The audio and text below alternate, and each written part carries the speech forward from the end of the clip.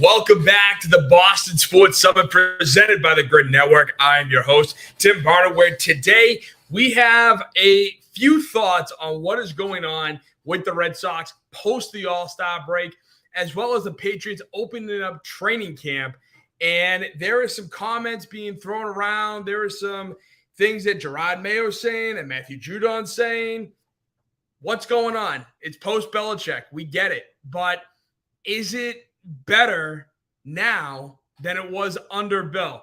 We'll discuss that a little bit later. But first, I want to start off with the big news from yesterday that Alex Cora signed a 3-year, $21.75 million deal, which became an average annual value in AAV of $7.25 million per 3 seasons, which makes him the second highest paid manager in baseball behind Craig Counsell, who signed a 5-year, $40 million deal, which makes him average an AAV of $8 million a year. So Alex Cora got the contract we all thought that he deserved, but to some degree, because I believe that Cora would have gone much higher on, like, if he made it to free agency, that AAV would have been around 8.5, 9, especially with how the stock and the Red Sox have been, projected for last at the start of the season. And then now they're fighting for the final wildcard spot, potentially could make a play for that top wildcard spot if everything works out in the right way, right? So the one thing I do want to go over when it comes to that is Cora himself was stressing how he was adamant that they were not going to discuss his contract until the end of the season. Because he was saying that, and even at the start of the season, during spring training, it felt just dead in the water. There was absolutely no chance that Alex Cora was going to re-sign here. It felt like, especially as the season went on and especially as things started to get better for the Red Sox after that first terrible month of May, April, I should say, and parts of May, their trajectory started to go higher and higher. They started being more of a wild card team. They're starting to talk about adding at the trade deadline rather than selling, which is what I still think Breslow and all his nerds are going to want to do, but realize they can't do. Maybe they can after these last 6 games, but we'll talk more about that in a minute. So at the end of the season, I thought Alex Cora was going to be a free agent, which is very rare for managers, especially when everything seems to be fitting right with the Red Sox and Cora. Cora loves it here. He wants to stay here, but he's had to go through Dave Dombrowski, Chaim Bloom, and now Craig Breslow. Basically, ownership kind of forced Cora on 2 CBOs or GMs, whatever the hell you want to call them. And so by the end of this season, if everything worked out the way it did, the Yankees are probably going to fire Aaron Boone. The Dodgers are probably going to fire Dave Roberts. And, you have the Mets. You have some of the other big market teams that need a guy that knows what it takes to win. And that's Cora. He won with Houston. He won, obviously, in 2018, had the best record, arguably the best Red Sox team in history, winning 108 games in the regular season, then winning each series in 5 games to make it to win the World Series. So because of that, I thought he was going to go to any one of those big market teams because they were going to pay him $8.5 million. They were going to pay him $9 million. They may have even gone up to $9.5, just because if his agent's a good agent, he probably could have got it up there, right? So I was like, I was going to be bummed, especially if Cora became the new manager of the Yankees. And with the way it felt like the whole conversation, whenever you would bring up to Alex Cora about ownership, about buying, he always just seemed to talk kind of out of spite about them. So I'm thinking to myself, what a great way to get back at ownership if you sign the richest deal for a manager in MLB history with your arch rival, the New York Yankees.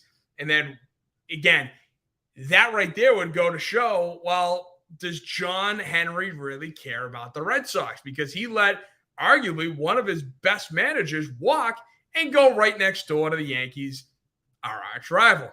And then would he care if the Yankees not only kicked our ass, but then would win the whole World Series, with Alex Cora, and just how gut-wrenching and devastating that would be, right?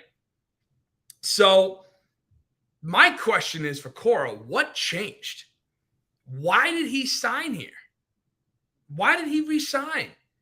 Now, there are a few statements that he made, but I'm wondering if this is a mistake, because he's not going to be the richest manager. Now, he's made it publicly known that he wants to, he only has a certain time frame in his mind for how long he wants to manage. But like I mentioned, Cora's stock could not have gotten any higher. And he signed for the second richest manager deal behind Craig Counsell, the current manager of the Chicago Cubs. So why? Money is one thing, right? I feel like, of course, Cora wants to be there for the money. He wants to get his payday because, honestly, it's rightfully earned between what happened in 2018 to his suspension in 2020. The Red Sox bring him back. They have this almost miracle run to the ALCS in 2021. And then it finished in last place. And this is where, maybe you and I differ, or maybe, listening to some of the talking heads, I know we differ because I don't blame Alex Cora for those last place finishes over the last two seasons. I don't. Now, could he have done things differently that, maybe, okay, we could have finished fourth, at best third, maybe. But at the end of the day, there was no reason for that,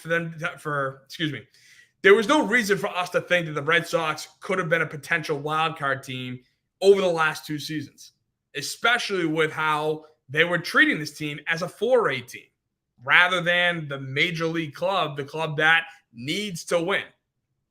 Screw the farm system. It's all about the Sox. That's it. Not the Paw Sox or the Woo Sox now. Not about the Sea Dogs. Not about the Spinners. No. It's about the Boston Red Sox, the team that plays on Jersey Street, right? So, like I said, he goes on to talk about Alex Spear of the Boston Globe mentions that Cora wanted assurances that the team would be driven to win if he stayed. And they just got the deal done 5 days away from the trade deadline.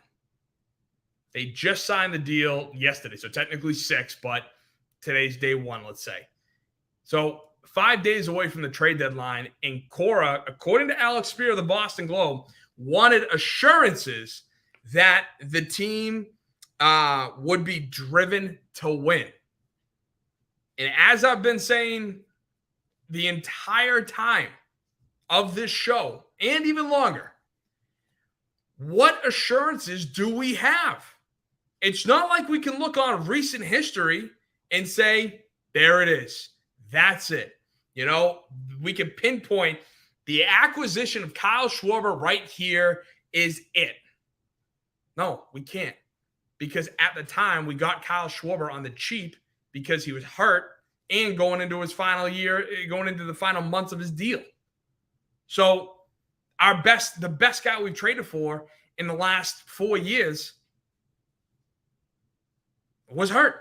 To some degree, he was a bum before he came to the Red Sox, and we got him on the cheap. So I'm looking at what's going on currently, and I'm trying to figure out between Craig Breslow trying to discuss the lane to pick, as well as Cora constantly saying time and time again, we are not going to talk about my deal until after the season. We're not. So now that the deal's done and he wanted assurances we're going to win, where does that leave us? Well, I think it leaves us right where I want us to be, where I hope we're going to be, which is buying and buying big at the trade deadline. That is the I would argue the biggest need that this city, not even this team, this city has for this summer. This summer is going to go one of two ways, depending on how this trade deadline goes. We're either going to start talking more about the Patriots come July 31st if they don't buy big, or we have a baseball season to look forward to. We have the possibility of talking Red Sox baseball in the middle of October. That's what we have to look forward to. And I would love that. Would love that. But, you know, my fear is too that because it was 6 days away from the trade deadline, Triston Casas is still hurt. He was saying that he was going to be starting his rehab stint or making his comeback on July 1st, all the way back in early June.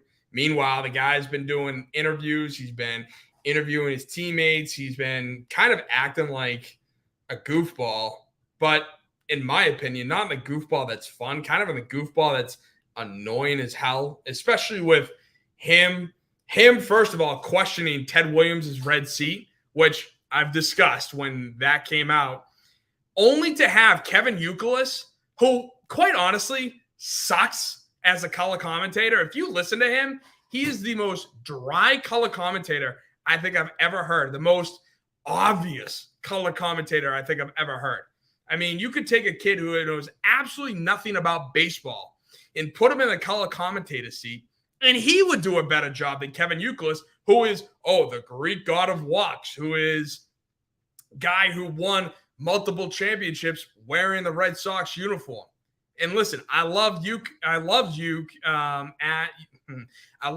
Youkilis as a player. You know, I was at the final game of him wearing a Red Sox jersey where he hit the triple, got pulled, and gave him a standing ovation. And rightfully so. He earned it. He deserved it.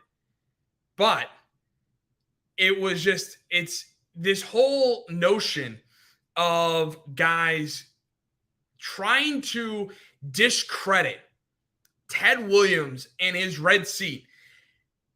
My thing is, okay, sure, you want to talk about the semantics of, okay, where the ball landed. Oh, well, maybe it landed 10 rows up. Maybe it didn't. At the end of the day, who cares?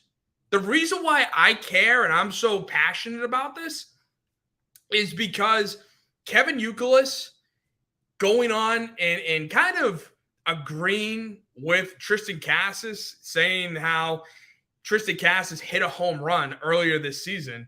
And he goes, man, I hit that so good that if that didn't make the red seat, then that proves that Ted Williams' hit was a myth, which is so ridiculous.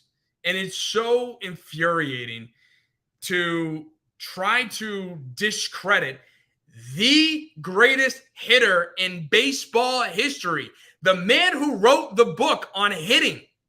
All the knowledge that's being thrown out today about hitting, about doing this, about doing that, guess what? It's in Ted Williams' book. Okay? So please, spare me this notion of that Ted Williams couldn't have hit it that far. And don't forget, too, Fenway Park was a lot different in the 1940s than it is today. There was no upper deck. Wind patterns are different. The Green Monster was different. Okay? So there's a lot of factors as to why that red seat actually exists. And for Kevin Youkilis to go on and say, oh, a man dropped his hot dog and picked it up and then walked back to his seat with his hot dog, and that's where he goes, oh, he hit it here. Shut your mouth. All right? Like, it's so stupid for him to say that. I had to get that off my chest because it's been eating me up for the last 2 weeks, basically, ever since, I heard it, and it's been going on. But getting back to Alex Cora and the Red Sox. So, again, Alex Spear, I mentioned, says Cora wanted assurances that this team would be driven to win if he stayed. And so my fear is that this could be a smokescreen that Breslow gets to say, and this is why I got on the Youkilis, Ted Williams train, because Craig Breslow could act like Chaim Bloom and say, well, look, Tristan Casas is coming back. He's about to start his rehab stint, and he's going to come back. That's just as good as adding a big bat at the trade deadline and giving up prospects that could affect our future. And, oh, guess what? By the way, all of Red Sox Nation, we just signed your favorite manager in 10 years. So I'm hoping that it's not a smokescreen, that they're not going to use this as a ploy or as a tool to kind of say, hey, Red Sox Nation, we didn't want to give up our top prospects to get guys that can help us win today. But look, Casas is coming back. We got some of our pitchers, who might be able to come back. We have Alex Cora. Hey, look, he's not going to be going to the Yankees at the end of the season. Look, he's back with us. That's my fear. That's my fear, is that this is going to be a smokescreen, or they're going to try to use this as some get out of jail free card, like they tried to do with Tom Warner's full throttle comments, right? No. Full throttle is just how I live day to day. That's what I meant by going full throttle. Yeah. Mr. Start a cheer. Let's go Red Sox. Let's go Red Sox. Let's go Red Sox. Yeah, you can tell this man is one with the people, right? So Sean McAdam of Mass Live had a few comments. I shouldn't say comments. Had a few tidbits in his article yesterday. He wrote this paragraph, which I'm going to read you the paragraph, and then I'm just going to break it down for you. So he goes on to say, quote, it's an accepted fact that modern baseball let me start over. Quote, it's an accepted fact of modern baseball that some player development now takes place at the big league level. Players get to the majors faster than ever, but often without being finished products. Additionally, thanks to analytics and pitching labs, the quality of pitching is often far better in the big leagues when compared to AAA. Even the most talented prospects are going to meet with some failure. And with his strong communication skills and teaching ability, Cora is better equipped than most to smooth the transition. So that paragraph for me kind of drove me up a wall for a number of reasons. First of all, Sean McAdam, you've been covering baseball for how long? And so my first question to you is, what big market team has accepted the fact that modern day baseball includes some player development at the big league level? Right? What big market team is doing that? I don't see the Yankees doing that. I don't see the Mets doing that. I don't see the Dodgers doing that. The Dodgers are so far away from any rookie from their system being thrown in there too early, because their team is covered with free agents, guys they acquired who are veterans in Major League Baseball. The Red Sox, I feel like, are one of the few, if not only, big market team that treated their club like a 4A team. Again, calling Jarren Duran up when he with the bases loaded, is playing center field, and the ball is hit. He's in between second base and the center field wall. And what happens? He is looking up, looks down, does this, like, I don't know. And then you see the ball hit the back of the center field wall. And then he turns around and does nothing. Guy ends up hitting an inside the park grand slam because of that. Because Jarren Duran was not ready to be playing center field, let alone to be playing in the majors in 2022 and partially last year too. So why have the Red Sox treated their club like a 4A team? And no, Sean, I'm sorry. It's not an accepted fact of modern baseball that some player development takes place at the big league level. I'm sorry. No. If you want to talk about teams like the A's, the Rays, I would have said the Rangers or the Twins back in the day, but the Twins are a much better team. The Rangers just came off winning the World Series, but they have kind of fallen flat. But again, the lesser teams, the Diamondbacks, the Padres, before they started going on this spending spree. Those teams, yes, I agree, would treat their club like a 4A team because guess what, Sean? They couldn't afford any of the big-time free agents, so they had to bring guys up. You know what? I would argue that's the benefit of being a small market team. The only benefit of being a small market team is that you can treat your big club like a 4A team, not only because it gives these kids an opportunity to play and see what playing in the majors is like, but it also gives you an opportunity to where the hell was I going with that? Damn. Well, regardless, it's still you get to develop these guys. Oh, the second part is there's no pressure to win there. You think there's pressure in Tampa Bay to be a perennial World Series contender? No. It's Tampa Bay. It's St. Petersburg. Like they care, but they don't. Miami Marlins. You think they care about baseball? No, they don't. If anything, they care about football. If anything, they care more about college football than they do any other sport.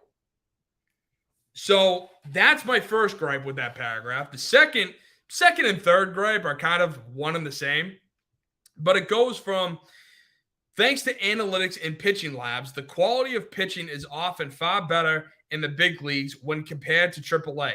Even the most talented prospects are going to meet some failure. Like, oh my God, how long have you been covering baseball, Sean? How long? Because the pitching in the majors, yes, is going to be head and shoulders better than AAA. There is a major gap. I would say from single A to double A to AAA is all like just barely, there are some players who are far better, no doubt about it. But to make those leaps, I think it's absolutely doable. But the leap from AAA to the majors, yes, there is a big gap there. Because you're talking about the best of the best playing at the major league level. And then to say that even the most talented prospects are going to meet some failure. In today's world, being a 300 hitter is an elite hitter. So what is that? When you're breaking down the numbers, 3 of 10. Talk about failure. You're failing 70% of the time. Obviously, you're going to go through slumps. It's a 162-game season. You're going to be dealing with setbacks, whether it be injury, whether it be slump, whether it be you're not seeing the ball right for, a stretch of time. Whatever. I don't know. So when I read that, I'm just like, I get so frustrated because you're ducking behind, thanks to analytics and pitching labs, the quality of pitching. Sean, it's been like that since the beginning of baseball. You think Greg Maddux learned how to paint the corners of the plate based off of analytics and how he was throwing the ball? No. Because I guarantee you, in today's game, Greg Maddux would be a career AAA player because he didn't throw hard. But guess what? He didn't need to. Greg Maddux threw in the low 90s. But God, could he place that ball wherever the hell he wanted. And nobody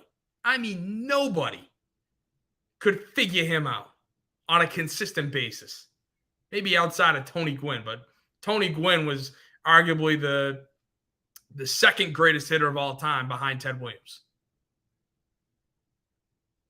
Like, that's what is so, I think, infuriating behind these analytics is because when you're reading this and you're looking at everything that's going on, I'm having flashbacks to some of these guys where back in the day were studs.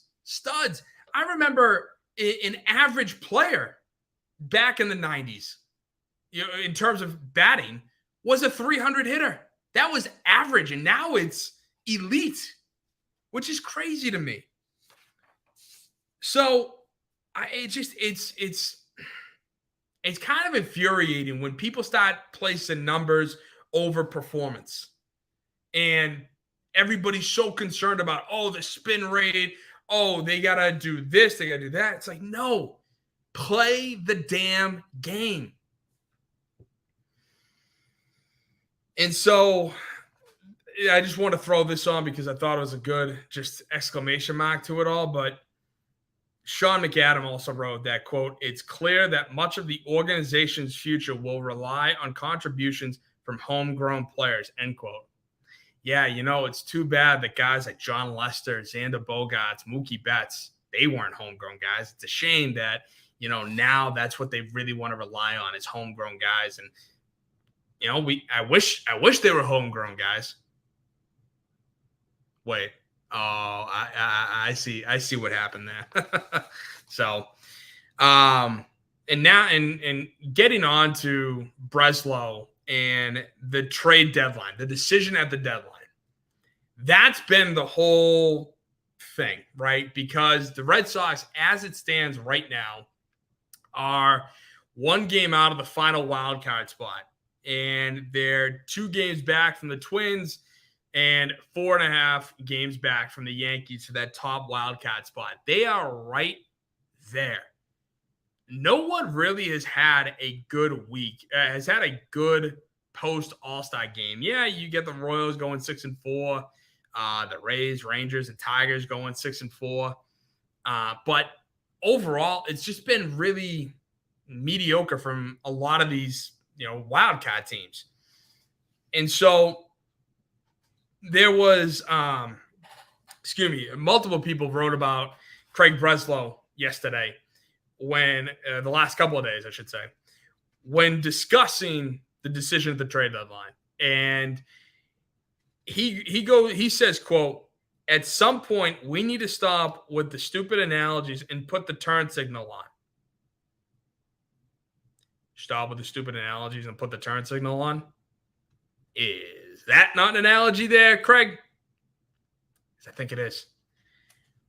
He goes on to say, quote, "We've played really good baseball for the last few months. We've put ourselves in this position where we're going to look to improve the team. That's where we would want to be," end quote. And so when I read that, now all of Twitter was blowing up. All of Red Sox Nation was losing their mind, reading that quote, being like, "The Red Sox are going to buy, let's go." Kind of the way I was acting when I saw that Cora re-signed, right? Cora re-signed with the Red Sox, let's go, that's my manager, baby. They read those comments from Breslow and had the same reaction. Let's go, we're going to buy, that's what it's going to look like. And so far, the only guy I've seen linked to the Red Sox was James freaking Paxton, who, not for nothing, is probably going to get DFA'd after the trade deadline from the Dodgers if he doesn't get moved. So that scares me because, again, that's a middling move. That's nothing compared to what I want them to do. You know, that reminds me of a Craig Breslow move. I mean, a Kyan Bloom move all over again. A middle-of-the-tier move. Makes it look like we're buying, but we're not really. So when he says we've put ourselves in this position where we're going to look to improve the team, that's where we would want to be, where we're going to look to improve the team. Not we're going to improve the team. We're going to look to improve the team. And if we don't like what we see, well, hey, you know, we couldn't get the right deal done. Sorry, guys. You know, instead, we're going to sell or do stupid middling moves that mean nothing. Now, when it comes to a solid reliever, at the end of the day, yeah, like if we get some reliever help, we get a couple, 2, maybe 3 relievers. We don't necessarily need to buy a top tier closer. No, I would agree with that. But I think we need a strong right-handed bat. I think we need starting pitching and not just starting pitching at the end of the order. No. I think we need like a solid starter. Like that's what we need. And reading that comment, while everyone else is freaking out, praising it, going, let's go, I'm coming at it with a cynical mindset going, he says, we're going to look to improve the team, guys. Not we're going to improve the team. We're going to look to improve the team. So let's pump the brakes. I want them to buy and buy and buy just as much as all of you guys do. I do. I really do. But he's stated multiple times, he's come from this background of being a nerd, going to Yale, praising about how he goes to Yale. I mean, Kyan Bloom, another Ivy League guy. You know, we all know how that turned out. And for all you Bloominatis there, yeah, he sucked. So, I was right. But so Craig Breslow continues to sound non-committal when discussing the trade deadline. Breslow also goes on to say, quote, that I think everybody who takes this job does so with an eye on being in a place where not only can you add to the team, but it's the right decision. We obviously have to be mindful of the future. And yeah, of course you have to be mindful of the future. Prime example is Dave Dombrowski traded Yoan Moncada, the number 1 prospect in baseball, for Chris Sale.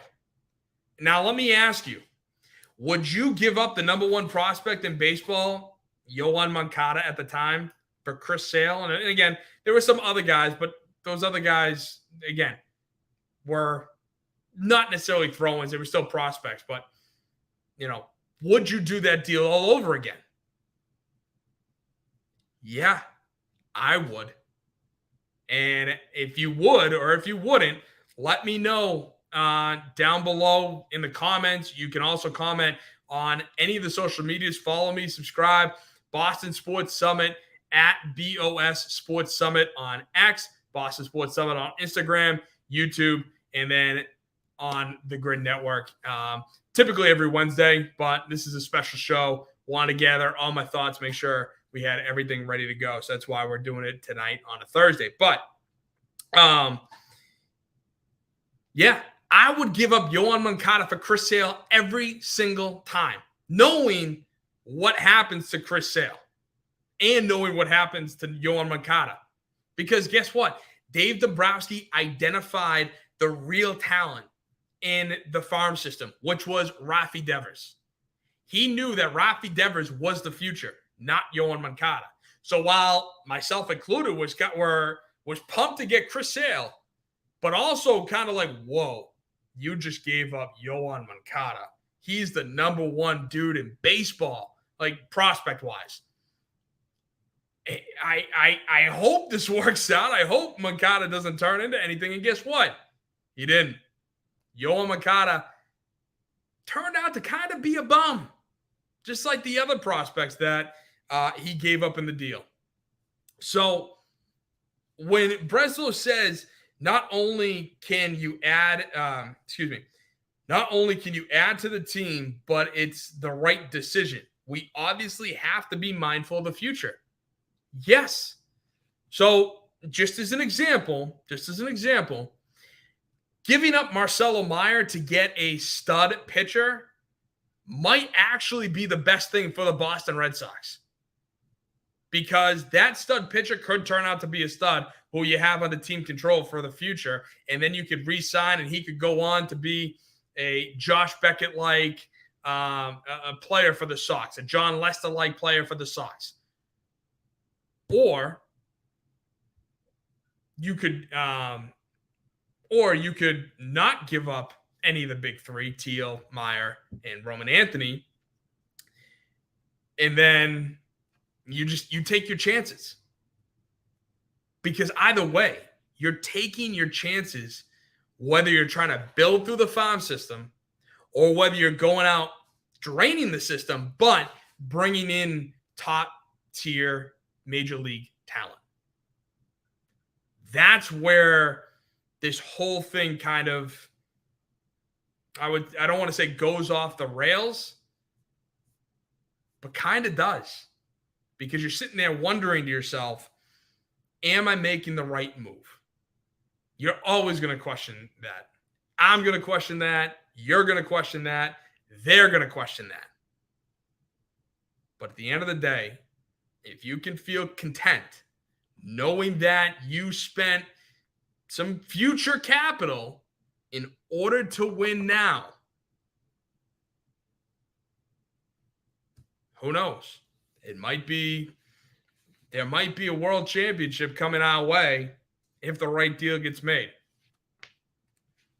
I'm not saying it's going to happen, but again, I think as we saw with the playoffs over the last couple of years, especially last season with the Rangers and the Diamondbacks making it to the World Series, being in the low wild card teams there, anything can happen. A run can happen. So Craig Breslow, I just want to throw this out there because it's just, again, so common sense, where he goes on to say, but these opportunities have to be reasonable and teams have to like the guys that we are willing to move. Have you ever heard of a friggin' trade? Because this isn't Xbox. This isn't MLB The Show where you can force trades to happen. I could give you the worst guy on the team, and I could ask for the best player on the other team, and I could just say, oh, you say no? Well, force trade. No. Obviously, the other team has to want the guys you're willing to move. And of course, if you're willing to move pieces, they're gonna wonder why. But you also have to wonder why they're willing to move, that player rather than somebody else. It's so basic. It's so common sense. And sometimes when I'm reading this stuff, I just get so frustrated because it's like, no duh, like, come on. Can you just give it to me straight? Can you just tell me, just the facts and don't, beat around the bush and stop making these stupid analogies that in the next breath you went on to make another one there, Craig? Damn. Craziness when it comes to the friggin' Boston Red Sox. But over the last 5 years, I don't know. I wouldn't expect anything else. Well, at least with it being late July, we have the New England Patriots. Oh, God, has it been good to hear them getting called back out onto the practice field because training camp has officially opened. That's right. It is almost football season. We have our first we have our first preseason game in what? 2 weeks from today. 2 weeks from today, we have our first preseason game. So that's exciting. But there have been some big issues, I think, surrounding this team. And it's all seemingly come to a head with the fact that Matthew Judon and Devon Godshaw, who I'm just not going to really refer to Godshaw throughout this. It's going to be mostly focused on Judon. But they're not happy the fact that they're entering their final year without knowing what's going to happen in the future. And Ben Volin wrote an article today. Trying to find the headline here. He wrote an article basically just discussing the fact that Mayo and Wolf have been running the club differently than Bill. They have. Between going out and basically re-signing everybody from last season, everybody under the sun, and trying to bring off this softer, friendlier persona, Gerard Mayo trying to make that awful joke with the OJ at the owners' meetings, to him just being all buddy-buddy with Robert Kraft, trying to be buddy-buddy with all the reporters. Listening to his opening press conference was absolutely nauseating. Just him just trying to, I can't describe it. It's just, he talks so much about nothing. And it's not, I'm not trying to talk about the football stuff. I'm talking about the fillers, right? When it's trying to pick a reporter and he's like, well, hold on, ladies first. And he goes on like this expose of how his mother brought him up right to treat, to say ladies first and this, that, and the other. And listen, like, I appreciate that. Like that's, good to some degree, but that's not why I'm paying attention. That's not why I'm, watching the press conference. No, I'm listening to the press conference because I want to know more about this football team, more about your philosophies in running this club. I don't need to hear all about your history on how, your mother brought you up right, or how you went on this great vacation, with your family. Like, no, I want to hear how you are going to be running the club different from Bill. And so he's trying to be buddy-buddy with everybody. And that's what I'm kind of like, I feel like it's a good thing and a bad thing. It's a good thing because obviously, you want the media to like you. If they like you, they're going to write nicer things about you. They might give you a little bit more leeway than they would if they hate you, i.e. Bill Belichick, right? But at the same time, you also need to have that, I want to say, healthy boundary of disdain. Like, not that you hate the media, not that you're going out there and, John, so what do you think about the Patriots coming up? You have a big season coming ahead. It's your first time as a head coach. What are your expectations? Yeah, I'm expecting to win. I'm expecting to go out and play hard and win. Next question. Like, that's not what I want. I also don't want that. There has to be this healthy boundary, this healthy disdain. So Gerard Mayo and Elliot Wolf have really given off this persona. And the reason why I think Matthew Judon is unhappy is because he's not blind. He sees half his teammates from last season, the team, mind you, that went 4-13, get re-signed to get new deals, basically praising them for their play, even though the team went 4-13. And now Matthew Judon being, unhappy with his contract, if Bill Belichick were still here, do you think that he'd be going out, talking his talk, going out, retweeting a post that said Matthew Judon in a second for, a 2025 fifth and Brandon Ayuk? No, that absolutely would not happen if Bill Belichick was still here. And so when it comes down to that, I agree with Bill Belichick. I agree with the fact that all this, airing out of grievances about not having a contract is wrong. That's not what you should be doing to the media. And I hear people saying that it's good for players to air it out, where, like I said, I'm in complete disagreement with that. I believe it's worse for players to go out there and air out their grievances and expect to get rewarded for it to some degree. By giving them the new contract after they bitched about you on, to the media, you're going to end up rewarding them for it? Nah, I don't think that's right. And so some, have also criticized the people who say that it's good for players to air it out.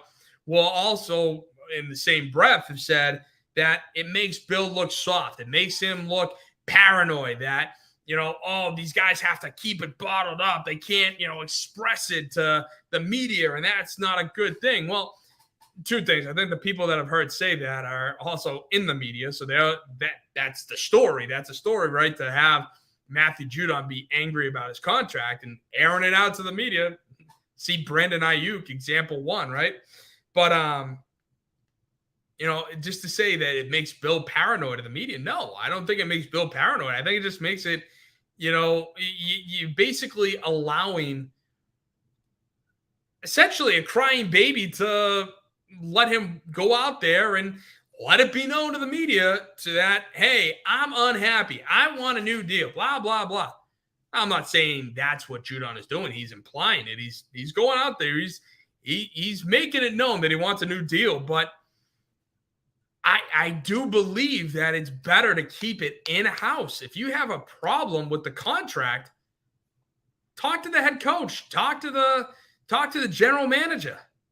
All right? You don't need to air it out to everybody. This doesn't need to be a public thing, because once it becomes public, guess what? You're going to have the other team, you're going to have other members of your team have to answer questions about it. And that's going to distract them from doing what they should be doing, which is training and focusing on their game, not focusing on your contract, your disputes, your squabbles with the team because, they won't pony up an extra $2 million in cash. No, that's not what should be going on. So that's why it seeing kind of how this new program is unfolding under Jerod Mayo, under Elliott Wolf, saying to at least 10 guys from last year's squad, here's your reward for playing for us. Here's your reward for playing for us. Here's your reward for playing for us. And yet, now you have two guys in Matthew Judon and Devon Gottschall who have absolutely no problem airing out their grievances to the media, going to them directly and on social media. Matthew Judon is going to be 32 at the start of the season. He's on the wrong side of 30. He earned $47 million through the last 3 seasons and is expected to earn 7.5 potential. He's expected to earn $7.5 million this season, with the potential to earn $3 more million on top of that due to incentives. He signed the deal. He knows what he's getting. Obviously, I've talked about his, jealousy towards his other teammates, and now he's probably happy for them. He is. I'm not gonna say he's mad at them, but obviously he's jealous. And so Ben Volen wrote, quote, yet they won't reward Judon. And I went, for what? Matthew Judon has tailed off every December and January in which he's played. He's played 2.25 seasons for this team. Last year, tearing his bicep, not being able to play the rest of the season. So with him starting off so strong, but then falling off so hard when he's played 2 full seasons for the Patriots, what right does he have to ask for more money? Now, when you look at the salary cap, first of all, the NFL salary cap is crap. But when you're looking at, the terms of money actually spent, there's still plenty of room for Judon to get signed for at least one more year. I'm in total agreement with that. But here's the thing. Why is it okay for players to publicly air out the team, to publicly air out the GM, the coach, when they're playing well or they want more money, but yet, it's not okay for the coach to call out his star player that he recently signed because, the guy's not performing up to the contract standards? Can the team, call up the player and says, no, I want to rework our deal. I want to rework it so that you are not going to be able to make as much money the next few seasons because of your performance. Right? Isn't that how it should go? It should go both ways. What if you have thoughts, do you agree with me that it should go both ways? Or do you think that, players should play their deal, and if they want to get re-signed, if they have a quote unquote issue, keep it in-house. Go to the team. Go to the owner, go to the GM, go to the head coach. Talk to them. Don't go on and try to include the third party that is the media because they love to spin it and just say, and speculate everything. Like, that's where you could get into trouble. That's where teams in the past have gotten into trouble. So I don't believe Belichick kept everybody so locked mouth because of him being soft. There might have been some degree of that. But I truly believe that he kept everybody, their mouths shut, because if they went out and complained about their grievances, about their contract, everybody was going to get questioned for it. Everyone else was going to get questioned for it. And how is that going to help the teammates focus on their job, their task of getting better, getting ready for the game next week, and all these other facets that it takes? Because I don't think it does. And so, speaking about Jerod Mayo earlier on and talking about his opening press conference, he spoke about Brissett versus May. Okay, because that's going to be a big topic coming into this training camp. Is, can May be the QB number 1 at the start of the season? Is it going to be Brissett? Should we hold May back and kind of pull a Green Bay thing? Because that's the tree that Elliott Wolf comes from, is Green Bay and Brett Favre, Aaron Rodgers, Jordan Love. Like, there's a succession plan. So what's this going to look like? And the way I look at it, Mayo goes on to say that Brissett is the clear QB1 after the spring, but Mayo left the door open for May. And yeah, I think that's all fair and reasonable. But Christopher Price, in his article on Tuesday, wrote, quote, Mayo said that while Brissett was his choice as QB1 to open camp, he was leaving the door wide open for rookie Drake May, saying that if the 3rd overall pick excels this summer, there's no reason to think he couldn't open the season as the number 1 quarterback. And so the few questions that I had coming out of that one paragraph were, number one, why did Jerod Mayo phrase it like that? Why would he go on to discuss the fact that, Brissett, clear-cut QB number one coming out of the spring. But there is that possibility of Drake Maye working his tail off to be the QB1 through training camp. Why did he phrase it like that? Why didn't he go out and just make it known that, hey, we have Jacoby Brissett, who, yes, has a history with Alex Van Pelt, but we also have two new quarterbacks in Drake Maye and Joe Milton, who, by the way, in 7-on-7 drills today, Joe Milton overtook Bailey Zappi and got third-string reps. So if based on that, you got Brissett, Maye, Milton, Zappi.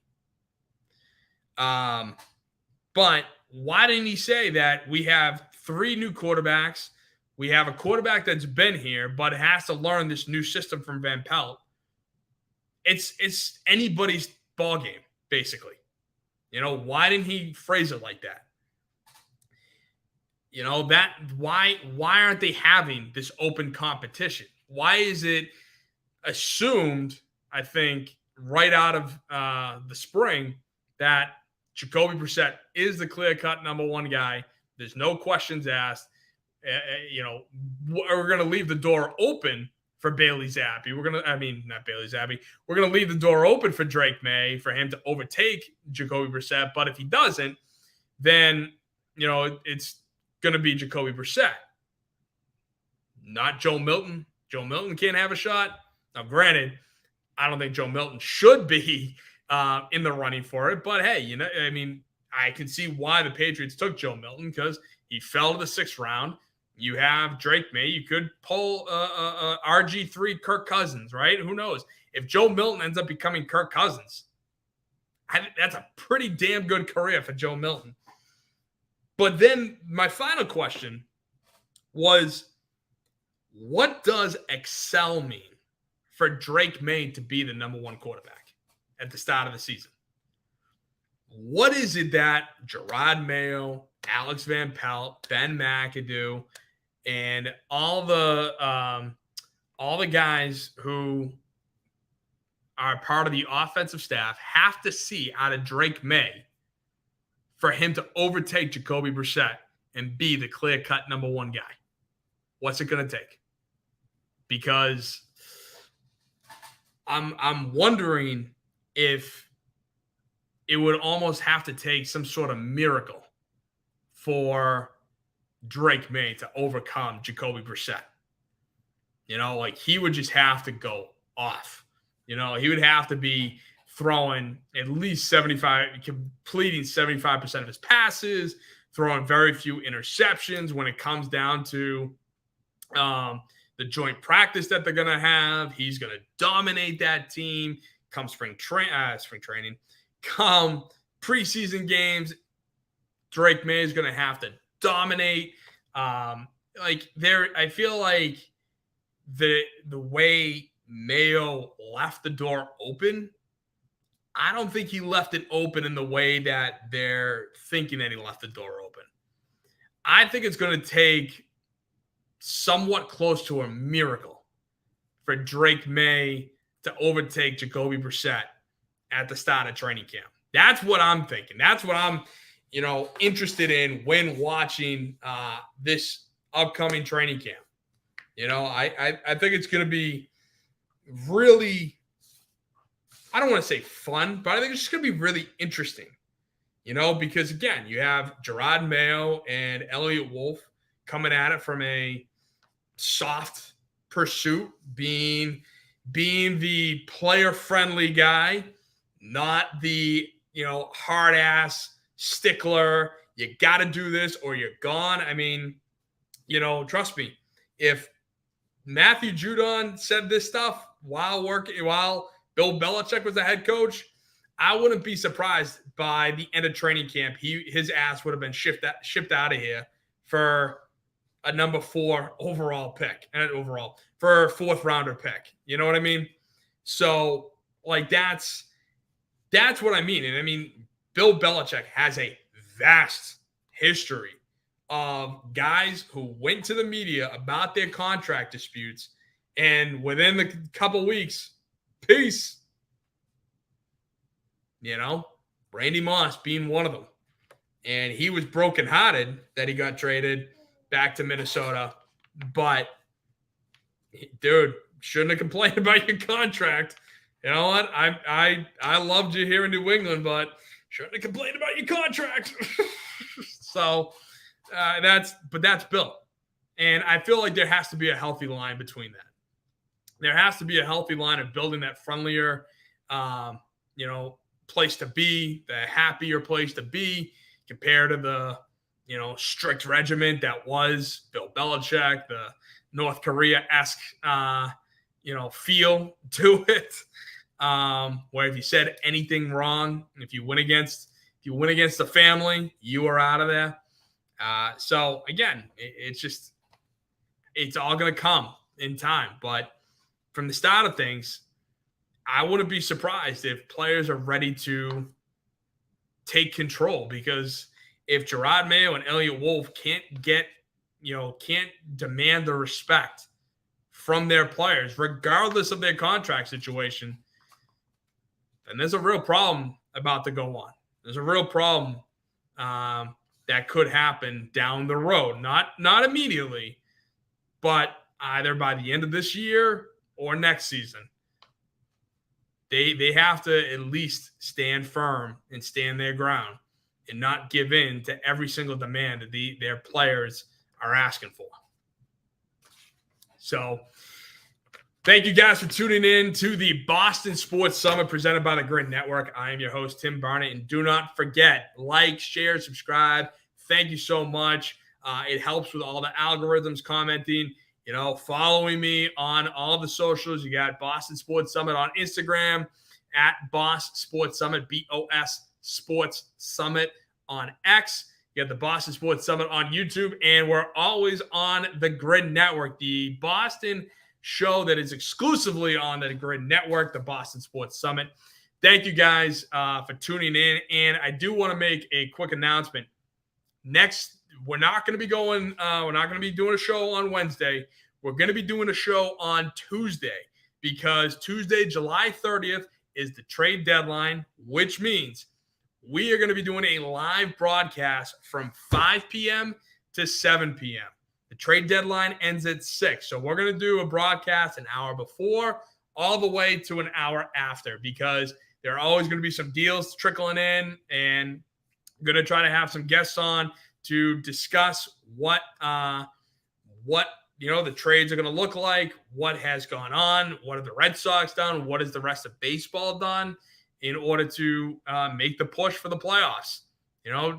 Tuesday, July 30th, 5 p.m. here on the Grid Network. All right, so don't forget, tune in. It's going to be a live show of the MLB trade deadline. So stay on the lookout for that. Thank you guys so much, and have a great rest of your weekend. Have a great rest of your week. Have a great weekend.